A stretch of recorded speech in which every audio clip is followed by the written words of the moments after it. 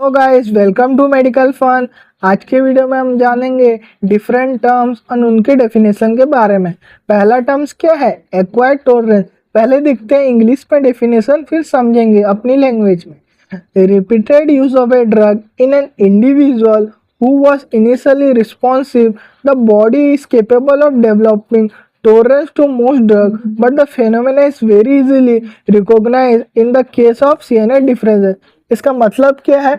एक एग्जाम्पल से पूरा डेफिनेशन समझ जाएंगे। जैसे आप पहले पैरासीटामोल इनटेक करते थे 500 mg, जिससे वो अपना फार्माकोलॉजिकल एक्शन शो करके आपका फीवर को रिड्यूस कर देता था।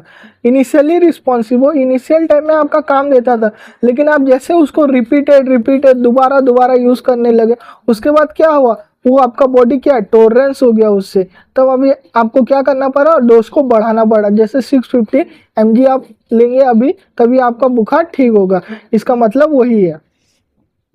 फिर दूसरा क्या है? Additive effect. What is the meaning of additive effect? The combined effect of two और more drug is equal to sum of their individual effect. इसका मतलब क्या है? एक एग्जांपल से समझते हैं।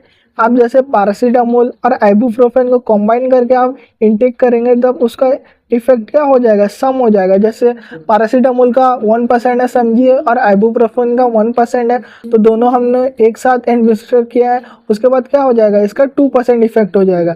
फिर तीसरा क्या है? एडहेरेंस।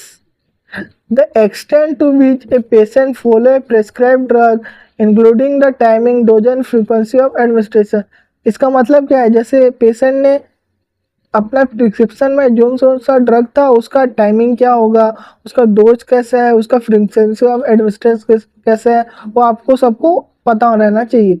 फिर क्या है? Affinity. What is the meaning of affinity? The measure of drug is binding ability to specific receptor. मतलब ये एक साइट है जहाँ जहाँ ड्रग आके बाइंड करता है। इससे पहले आपको पता रहना चाहिए रिसेप्टर होता क्या है। शॉर्ट में समझते हैं। रिसेप्टर यानी एक मैक्रो प्रोटीन में मोलिकुल, ना ही कि माइक्रो प्रोटीन मोलिकुल, जिसमें क्या होता है? एक जगह एक साइट होता है, जैसे एफिनिटी साइट, जिसमें क्या ड्रग आके बाइंड करता है। बाइंड करने से क्या होगा? उसको एक्टिवेट करेगा। फिर उसका एक्शन शो कैसे होगा? एफिकेसी के साथ।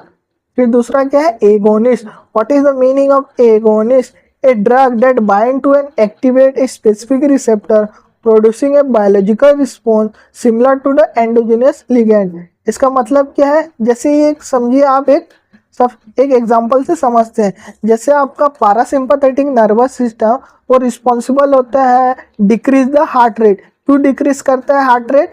आपका जाएगा एसिटाइल कोलिन और बाइंड करेगा कौन सा रिसेप्टर में? M2 यानी मस्करिनिक 2 रिसेप्टर में। इसे क्या हो रहा है? Decrease the heart rate. तो आप समझिए, आप एक ड्रग लिए जो कि एसिटाइल कोलिन की तरह एंडोजीनियस, जो कि वर्क करेगा। जैसे आपका है फाइजोस्टिगमिन। समझिए, आपने फाइजोस्टिगमिन इनटेक किया, तो क्या करेगा? वो जाके नहीं, फाइजोस्टिगमिन नहीं, ये रिवर्स एसिटाइल कोलिनेस्टेरेज हो जाएगा। आपने यूज किया है, समझिए, मस्कारिन एक ड्रग है जो कि अल्कलॉइड में जाता है। उस आपने यूज किया, वो जाके डायरेक्ट वो बाइंड करेगा आपका एफिनिटी साइड में, और जैसे मस्करिनिक 3 रिसेप्टर में, और इंक्रीज कर देगा एसिटाइल कोलिन के लेवल को। उससे क्या होगा? Decrease the heart rate. वही सेम हुआ जैसे पहले होता था नॉर्मली एसिटाइल कोलिन सिगरेट करने से। उसी के लिए अगर हम कोई ड्रग यूज करते हैं, वो उसका एगोनिस्ट प्रॉपर्टीज है, तो वो एंडोजेनस की तरह उसको इंक्रीज कर देगा।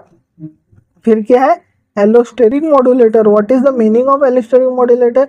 A molecule that bind to a site on a receptor or enzyme separate from the active site, thereby alternating activity or affinity for a ligand substance. इसका मतलब क्या है? जैसे आपको पता है कि एक तो साइट होता है जैसे एफिनिटी साइट, लेकिन हम कोई ड्रग को उसके दूसरे साइड में भी बाइंड करा सकते हैं, जिससे वो ड्रग का एक्टिविटी थोड़ा कम हो जाएगा या ज़्यादा हो सकता है। उसे हम क्या बोलते हैं? Allosteric modulator. फिर क्या है? एनाफाइलेक्सिस। इसका मतलब क्या है? Some time allergy reaction can be become very severe and life threatening, this is called anaphylaxis.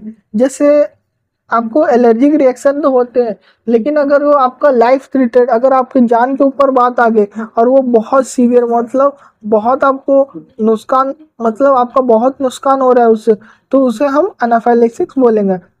And it can be causes by certain, ये किससे हो सकता है, फूड से हो सकता है, आपको मेडिकेशन, जैसे आपको मेडिकेशन से एलर्जी होगी उससे हो सकता है। और उसके सिम्टम है क्विक, और सिम्टम कैन बी हैपन, उसके सिम्टम क्या है, इंक्लूडिंग डिफिकल्टी ब्रीथिंग, आपको सांस लेने में तकलीफ हो गई, swelling of your throat and dizziness, ये सब इसके सिम्टम है। फिर दूसरा देखते हैं एंटागोनिस्ट। आपने गोनिस्ट तो समझ लिया, अब एंटागोनिस्ट आपके लिए बाएं हाथ का खेल होगा समझना। जैसे हमने पहले बात की कि हमें हार्ट रेट को डिक्रीज करना है, जिससे हमने एसिटाइलकोलिन के लेवल को बढ़ाया और डायरेक्ट जाके बाइंड किया अपना मस्करेनिक M2 रिसेप्टर में और हार्ट रेट को डिक्रीज कर दिया। अगर मुझे करना है इसको ब्लॉक, जैसे मुझे हार्ट रेट को इंक्रीज करना है, तो मैं क्या करूँगा, एंटागोनिस्ट दे दूंगा। एंटागोनिस्ट देने से क्या होगा, वो डायरेक्ट जाएगा आपका M2 रिसेप्टर में बाइंड करेगा और इंक्रीज द हार्ट रेट कर देगा, क्योंकि एसिटाइलकोलिन लेवल को वो कम कर देगा उसी के लिए। फिर बात करते हैं 9 नंबर, जो कि है antidote, a substance that counter the toxic effect of the drug और पॉइजन। एंटीडोट आपने कभी ना कभी सुना ही होगा, जैसे इसको कोबरा ने चाप दिया, चलो कोबरा का एंटीडोट देते हैं, इसे सांप ने चाप दिया, चलो सांप का एंटीडोट देते हैं। जैसे आपको कोई पॉइजनस के लिए जो एंटीडोट यूज होता है, मेनली पॉइजनस के लिए यूज होता है। 10 नंबर क्या है, bio availability. What is the meaning of bio availability, आपको सर ने कभी ना कभी पूछा ही होगा कि बायो अवेलेबिलिटी होता क्या है। बायो अवेलेबिलिटी मतलब क्या, जैसे आप ड्रग इनटेक किए, उसके बाद वो कहाँ जाएगा, पहले जाएगा लीवर में, लीवर में क्या होगा, उसका मेटाबोलाइज होगा, मेटाबोलाइज होने के बाद जितना अमाउंट सिस्टमेटिक सर्कुलेशन यानी आपके ब्लड में जा रहा है और उस सब जगह डिस्ट्रीब्यूट हो रहा है और अपना एक्शन शो कर रहा है, उसे हम क्या बोलेंगे, बायो अवेलेबिलिटी। और आपको पता रहना चाहिए आईवी रूट का बायो अवेलेबिलिटी 100% होता है, क्योंकि वो डायरेक्ट वेन के थ्रू लिया जाता है, इंजेक्शन के थ्रू, ना कि ओरली। आज के लिए बस इतना ही, आगे के वीडियो में हम देखेंगे, कंटिन्यू करेंगे 11, 12, 13, 14, 15, ऐसे मेरे पास 80 तो है जो शॉर्ट टर्म्स ज़्यादातर एग्जाम में पूछे जाते हैं। आज के लिए बस इतना ही, मिलते हैं नेक्स्ट वीडियो में फिर एक न्यू टॉपिक के साथ।